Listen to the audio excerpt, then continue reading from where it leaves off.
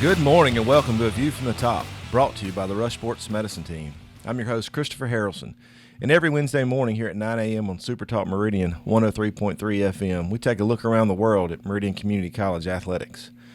Both basketball teams continued their winning ways Monday night as the Lady Eagles went down to Perkinston and picked up a 68-61 over the Lady Bulldogs of Mississippi Gulf Coast. That puts the Lady Eagles at 5-4 in conference play and 8-8 overall, and that's good enough for 7th right now in the MAC standings. The men were at home in the Graham Gymnasium as they picked up a 75-66 win over the Bulldogs of Mississippi Gulf Coast, and that improves the Eagles to 14-4 overall and 6-3 in conference play, and that's good enough for 4th place.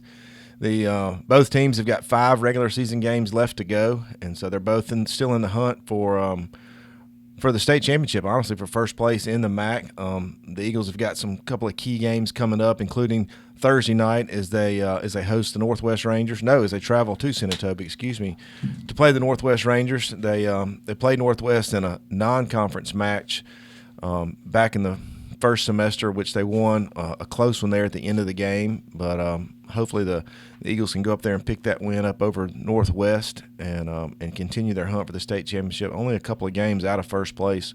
And then the Lady Eagles will host Northwest at home in the Graham Gymnasium Thursday night. That game's been moved up to 5:30. Normal times are 6, but this Thursday we're going to play at 5:30 in the Graham Gymnasium as the Lady Eagles take on the Lady Rangers. I think there's a threat of some inclement weather up in Senatobia, and the Lady Rangers want to make sure that they can get back home safe and sound. So 5:30, Graham Gymnasium, the Lady Eagles will host the Lady Rangers of Northwest. If you can't make it out to that game, you can always catch our home games at mcceagles.live. Our MCC track team saw a couple of school records fall this past weekend as they headed to the South Carolina Invitational. Keyshawn Black, University of Georgia signee, set a new 200-meter school record with a time of 21:11. The men's that broke the record of 2015. Kendrick Smith, who was 21:10. The men's distance medley relay set a new team record of 10 minutes 15 seconds. That was a new school record for that as well. The track team will get a chance to run again this weekend at the LSU Bayou Bengal Invite. MCC tennis began their season last Saturday as they took a trip to Coastal Alabama. Both the men and women won 7-2, and then they turned right back around Monday and went over to Goodman, Mississippi, and played their first conference match of the season as they played Holmes Community College. The women won 9-0, and the men won 8-1. So 2 big wins for the Eagles on Monday to get the conference season started right. And then Tuesday, they hosted the Jones College Bobcats, and things didn't go quite as well as they dropped both those matches to Jones College. The men picked up 4 courts as they lost 4-5, and then the women only picked up 1 court as they lost 8-1. So it's kind of a 1-1 start for the tennis teams as they're in conference play. MCC baseball, currently ranked 8th in the country, will start its season Saturday at 1 o'clock versus Pensacola State College. That's a doubleheader at Skaggs Field. We'd love to have you come out and for opening day at MCC baseball and support the Eagles. If you can't make it out, you can always catch that game at mcceagles.live. Again, MCC baseball opening up Saturday versus Pensacola at 1 o'clock at Skaggs Field. Then on Monday, the number 7th ranked MCC golf team will open their spring season at Bishop State. They'll head down to Mobile for a 2-day tournament there, Monday and Tuesday. Again, the golf team is ranked number 7th in the country. Coach Ronnie Key expects big things out of the Eagles this year. They had a great fall campaign and now looking to pick up where they left off in the spring. MCC soccer team's hosting a youth soccer camp next week at C.D. Smith Field. That's February 8th through 10th. Cost is $75 a camper. That'll run each evening, 5:30 to 7:30. The kids, it's a great time to tune up right before rec season or before club season starts. They can get in. They'll get some great coaching from our current players as well as our coaching staff. For more information or register for that, you can contact our head women's coach, Mike Smith, at msmith3@meridiancc.edu.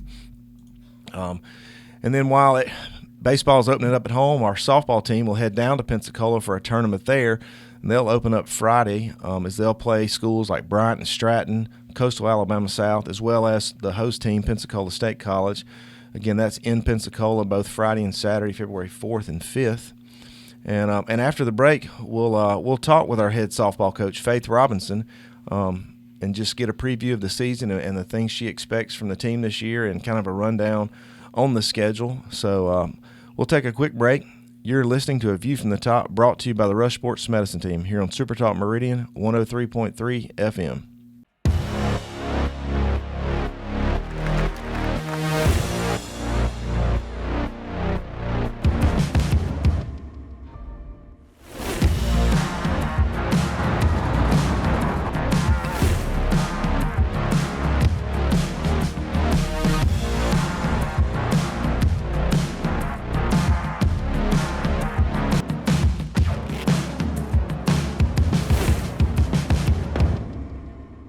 Good morning and welcome back to A View from the Top, brought to you by the Rush Sports Medicine Team. I'm your host, Christopher Haralson.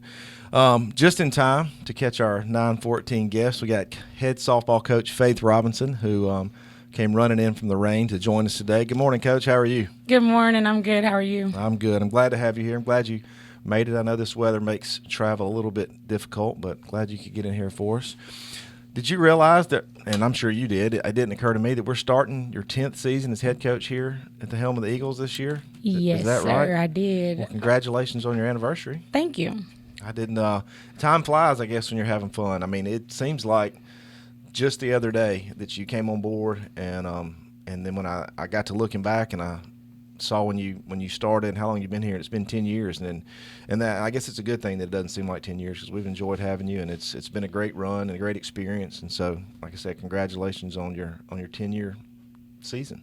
Thank you. So let's talk a little bit about this year. Y'all going to start the season off this weekend as you head down to Pensacola and play some really good teams down in Pensacola. Hopefully they got better weather than we do here, but Bryant, Stratton, Coastal Alabama, as well as Pensacola. Tell me a little bit about, this weekend and kind of what you expect.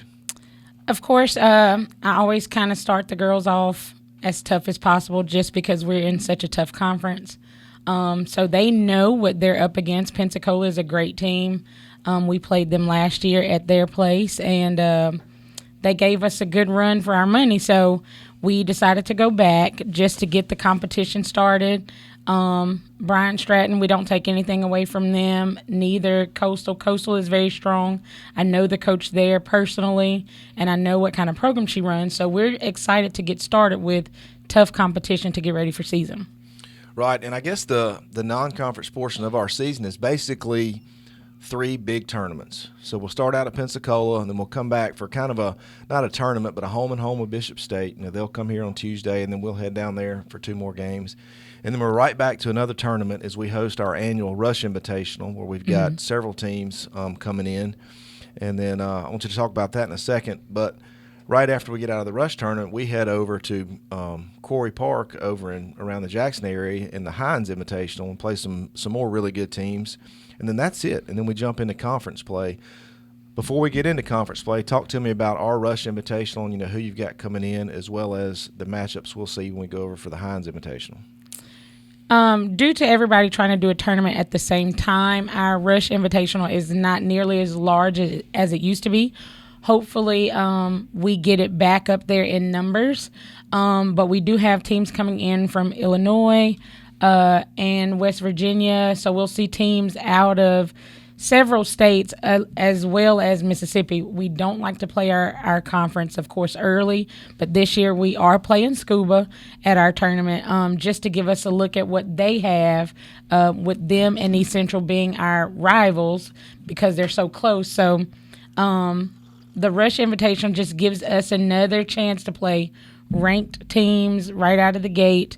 We'll host DMAC as well as Southeastern Illinois. So with those teams being ranked, I hope we can perform. And like I said, all of it leads to getting us ready for conference. Absolutely, absolutely.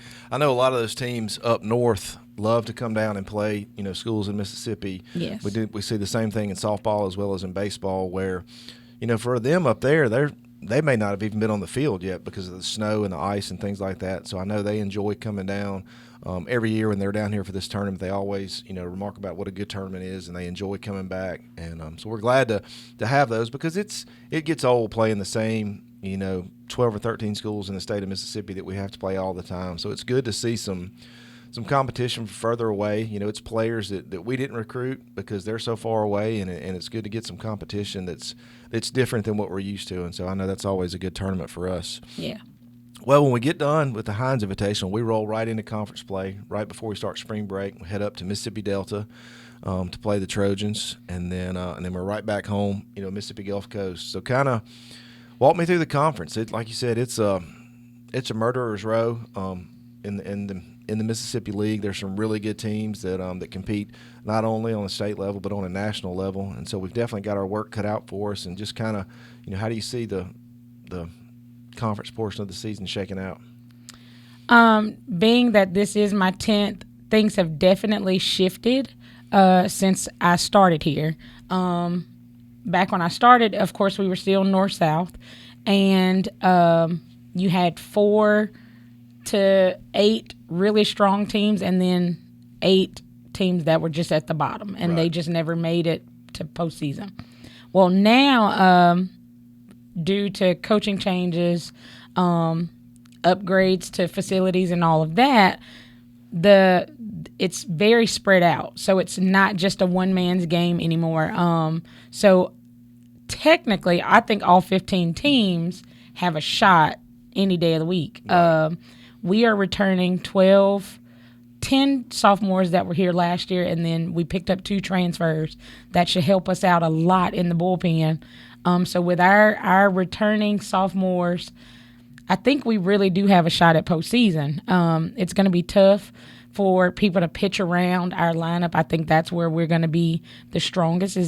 I think we can hit with anybody this season. So if you bypass one who I think everybody considers the threat in my lineup, then you have to answer to a freshman that has just as powerful of a stick. Right. So I'm hoping if my bullpen can keep teams from hitting the ball over the wall, then we have a shot at postseason. So when you talk about that big bat in our lineup, I got to assume you're talking about sophomore, our designated player / first baseman from Satsuma, Alabama. Sydney Sizemore led the team in home runs last year, and I assume we all expect her to pick up where she left off. I know she had some good fall games running the ball out of the yard. Tell me some more sophomore leadership. Like you said, we've got a lot of returners coming in that you look to lean on this season to get us to that next level. I think the diamond in the rough is going to be Melaine Jimmy. She played third for us last year, and she and I went to some camps over the fall, and a lot of schools were really respecting her as a true, legit shortstop. So she did not play short for us last season because we had another kid here that we felt was just really strong and aggressive. And Melaine is very quiet, but she has a phenomenal glove. With Maya Joe, also from Philadelphia, being our first baseman, she just has a sweet glove at first base. Both of them are going to be surprise sticks in the lineup. Sure. Melaine can go both ways. She does move runners well, quick bunting, but she also has shown a lot more power this year, and throughout inter squads has put some balls over the wall. Maya Joe is a big stick, and she's going to drive the ball, and she's going to get us doubles, which is what she did a lot last year. The surprise is going to be the freshman class, though. Right. That 21 class has come in and has shocked all of us, the coaching staff, the sophomore class, because they are stepping up in ways that we have not seen in the past. Right. We have some key kids in the middle and on the corners, and then we have one sophomore right now in the outfield with 2 freshman starters Sure. that are going to be just threats for speed and for ridiculously strong gloves. Right. I think the starter in the outfield is Enterprise native Haley Stockman, so she's coming back, and she got some really good, playing time last year. She wasn't an everyday starter, but when she did, get to start out there and get to play, she did really well. The freshman in center field, let's talk a little bit about Jada Ben. I know you've been really pleased with what she's done in the fall, just as far as running down some balls in the outfield and her speed on the bases. Where do you look for her to shake out in the lineup, and what can she do at the plate as well as in the field? She'll probably round us off at number 9. She's a slapper along with Stockman, but just because we put her at the bottom does not mean she can't handle the pitching. She's a very strong slapper that'll give us 2 back-to-back. We just have 2 really good candidates for 2-hole, and whichever one is not in the 2, the other one is going to be in the 8. So it's just the way we have set the lineup, just so we have some kids who can drive backdoor and small ball, and then you have slappers following them to kind of push them in, and then we push those in with speed and power. Okay. So I think this is the first year that I can remember, and you correct me if I'm wrong, where we haven't had the same starting catcher for 2 years in a row, back-to-back. I feel like our catchers for the several years have come in, they've started as freshmen, they started as sophomores, and they left. And we started a freshman, we started a sophomore, they left. We started a freshman. And this is the first year that I feel like we've had a sophomore that's going to start at catcher that didn't start all last year as a freshman. Is that correct? Am I remembering that correctly? You are. Okay, so Emily Slade did some catching for us last year. I remember hit a huge home run for us late in the season. Is going to get to start at catcher this year. What have you seen out of her that she's grown, from freshman to this year to be able to handle that pitching staff behind the plate? I think she was mature last year, but this year she's coming back with a vengeance. She wanted to catch some last year, but just never came out and vocally said that. She came in as a middle infielder, and then, of course, I didn't play her there, and she ended up playing in the outfield, and has never played outfield before, but made some spectacular catches early on at the Pensacola tournament. Right. So we left her in the grass. But going into the summer, she came and said, next year I will catch. And I said, show me and let's see what happens. Right. And so all summer she caught travel ball, had some really good ropes through the summer, and then came back in the fall and is just crazy aggressive. And she's definitely a pitcher's catcher. Right. She works strictly for her pitcher, and that's it. And it's made her stand out above several catchers that we've had in the past. Right. Well, and she's also a threat. Like I said, she had a big home run for us last season. I think it was a walk-off home run. She's definitely a threat to hit the ball out of the park. And so a lot of times catchers, we look over their ability to hit the ball just because they're such good catchers and they do such a good job behind the plate. But it's kind of a double threat when you've got a catcher that does a good job with the pitchers, but also you're not having to worry about when she comes up in the lineup, because you know that she certainly got the power there to go in that lineup to hit the ball out of the park. And so she'll definitely give us some added depth there in the lineup. So we talked about the hitters and the fielders, and I think we've got a good lineup, coming up to score some runs this year. Talk to me about the pitching staff. I know we've got a couple of sophomore pitchers coming back, a couple of freshman arms to kind of fill in there as well. So we got 3 or 4 minutes here. Let me know what you expect out of the pitching staff and how you expect things to go. We were very fortunate to pick up 2 transfers from Hines. I don't know what happened there, but they showed interest and wanted to come to MCC, and so we gave them a shot. And I think those are going to be the key to us being super successful. Very mature kids, very good command on the mound. Kelly Brady, we actually were recruiting very heavy her senior year, and I'm glad to now finally get the opportunity to coach her. And then Abigail Smith is from Florence High School, and we knew her late. If I had known her early on in her high school career, then we probably would have been on her heavy too. They're going to fit very well with Avery Byerly, our returning sophomore arm, as well as Bailey McClellan. We have one true freshman right now, Sarah Gaylord, from Kemper. And I think she could also be a diamond in the rough because she's coming from a small town. Nobody knows her. Right. But she does have a tendency to run the ball up low 60s, which we have not seen here in a while. Sure. Just that speed.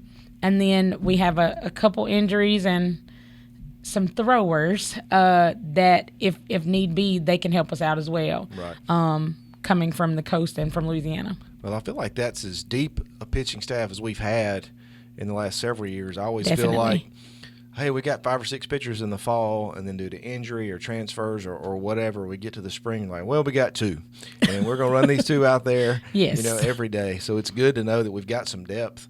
We've always had good pitchers. We just haven't had a lot of them, and, Right. And they tend to wear down. We start out with such a tough non-conference, part that when we get into the conference, when they need to be hitting their stride, they're worn down just because we haven't had the depth at that position that we've needed. So it's good to know that we've got several coming in at that position. It's ironic you talk about Kelly Brady, and she's from Puckett High School, and in the 15 years I've been at Meridian, I can't recall a single player we've had from Puckett in any sport, and we've got 2 currently. From Puckett. We got a baseball player from Puckett. We got a softball player from Puckett. And we just signed a ladies basketball player from Puckett just the other day. It's so weird that I guess how trends go. We haven't had a single Puckett High School player that I can remember. I may be overlooking some, but I can't remember any. And now we're going to have 3 in 1 year next year. So it's good to know that small schools like that, I think, a lot of times they get overlooked, but they're putting out some really good talent there. And I'm glad that, that we've been able to to get in on that and pick up some of those players. So that's good. Well, what else do you want to tell me about the season to look forward to? Give me something to pique my interest so that I know to keep an eye out for it. Like I've stated before, this is probably the most depth we've had in my 10 years. That's going to be the key to our success, is the fact that we can run different girls on the mound. We can run different girls in different positions. Hitting, we're going to give people a show.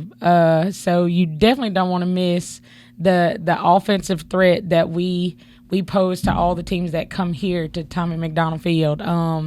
So just come and watch us. That's right. Well, good.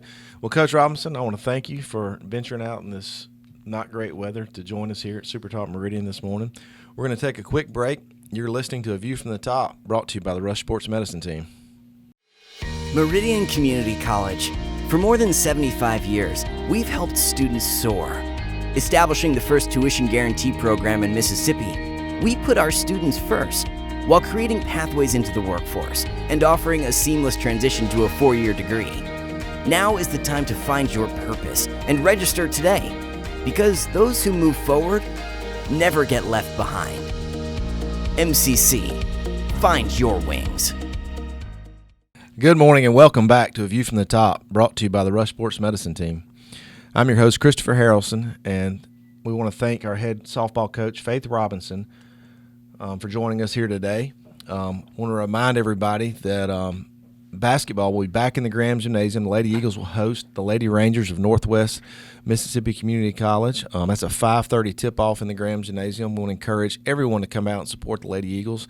They're on a 3-game winning streak. They're really making some noise there in the middle of the conference this year, and so I think we've got a good shot to take one from the Lady Rangers tomorrow night, and so I'd love for you to come out and support the Lady Eagles. If for whatever reason you can't make it out, you can always catch that game at mcceagles.live.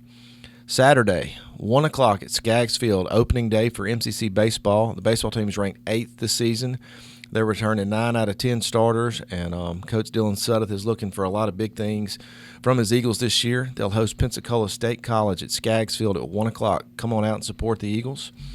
And then while they're playing Pensacola at home, Coach Robinson's softball Eagles will be down in Pensacola for their tournament.